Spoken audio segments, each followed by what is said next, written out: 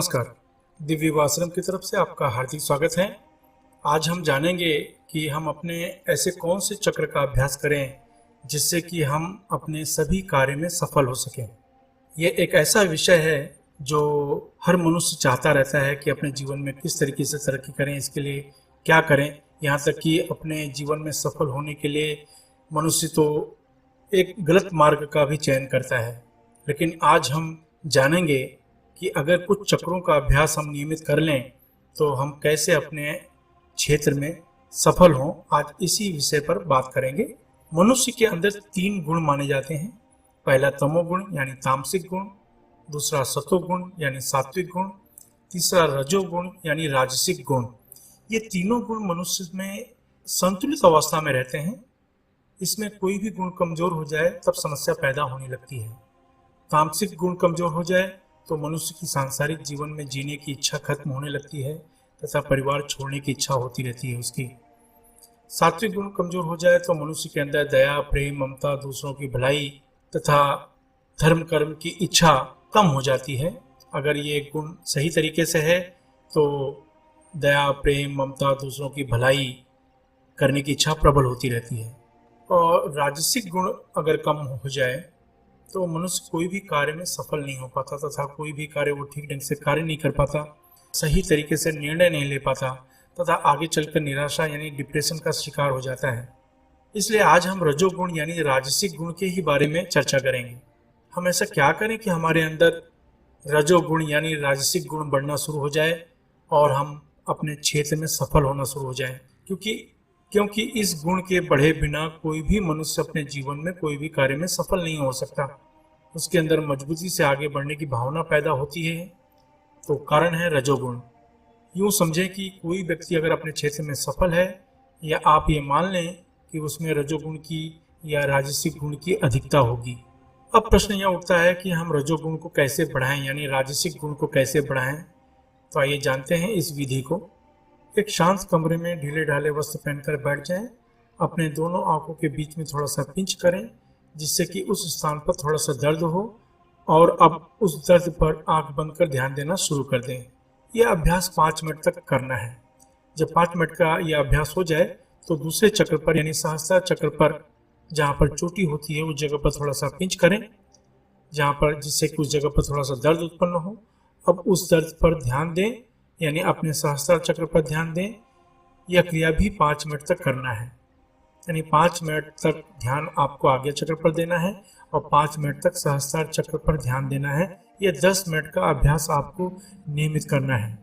इस अभ्यास की कोई अवधि नहीं होती, इसलिए जब तक अपने कार्य क्षेत्र में आप सफल नहीं होते तब तक इस अभ्यास को करते रहना चाहिए। जैसे जैसे आपका अभ्यास बढ़ता जाएगा वैसे वैसे आपके अंदर रजोगुण बढ़ने शुरू हो जाएंगे और वैसे वैसे आपको अपने कार्यों में सफलता दिखाई देनी शुरू हो जाएगी। इसके अलावा और भी विधियां हैं जैसे कि आज्ञा चक्र क्लीनिंग और आज्ञा चक्र त्राटक। ये अगर रेगुलर करते हैं तो इससे भी आपको लाभ मिलता है। या सहस्त्रार चक्र क्लीनिंग और सहस्त्रार चक्र त्राटक, इसको भी आप करते हैं तो आपको लाभ मिलता है। नीचे डिस्क्रिप्शन में इन दोनों चक्रों के लिंक को दिया गया है, आप देख सकते हैं।